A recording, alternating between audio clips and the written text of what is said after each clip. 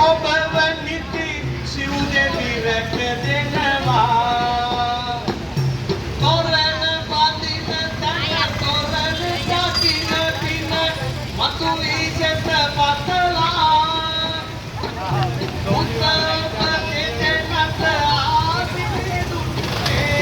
කුවනට කවි කරලා කුවනට කවි කරලා නුවර රම්‍යා මේ කරුණට ආධාරයෙන් කරන්නේ නුවර ඉඳන් අද දින එන්නේ රම්‍යා ඔබේ නම ලියන්නේ නුවර ඉඳන් අද දින එන්නේ රම්‍යා ඔබේ නම ලියවෙන්නේ බලාතොරණ තතුසින පාලා ආකාරය තොරණ ළඟදී ආසිරි පැතුමක් ගෙන එන්නේ රම්‍යා ඔබට සෙත සැලසේ